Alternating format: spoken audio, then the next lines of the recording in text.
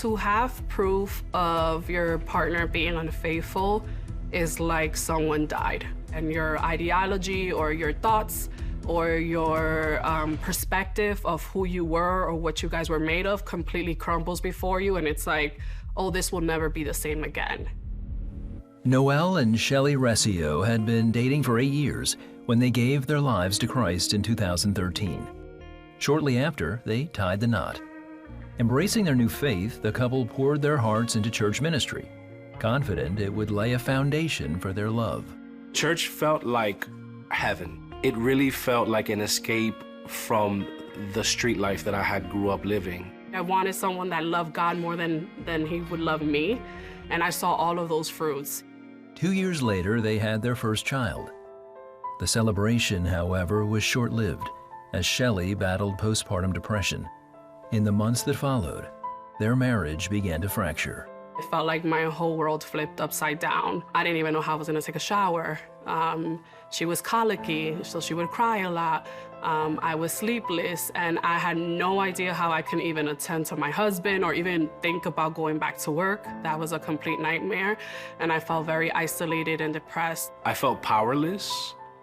I really wanted to help her as best as I could as a husband. I thought that the deeper I dived into ministry, the closer I got to the solution. I neglected my marital duty. I neglected my duty at home, and the energy and the resources that I should have used at home, I was invested in the ministry at the church.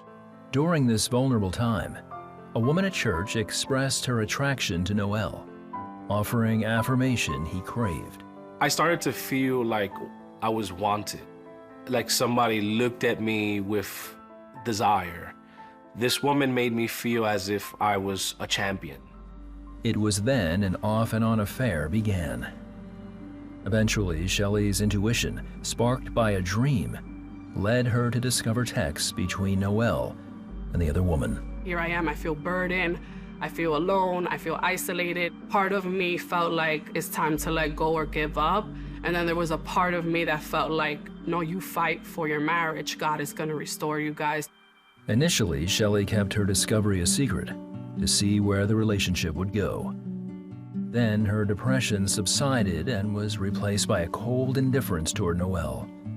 Finally, a few months after finding the texts, she confronted him. My thought process was, is it over? Can it be fixed? It's crazy to say this, but I never stopped loving my wife, even though I was doing all the things that I was doing. I'm already confused, I'm already broken, I'm already lost. And I decided just to step forward and say, whatever is gonna happen is gonna happen. And if I end up leaving, I end up leaving. What's my next step? And God told me to be still. He doesn't need you to nag him, he just needs a friend. The couple began opening up about their thoughts and feelings.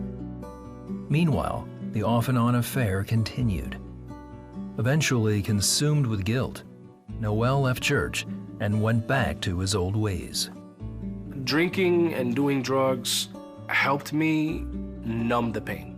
And the pain brought so much desperation that I could not process my thoughts. I was afraid I would lose my family every day of that affair.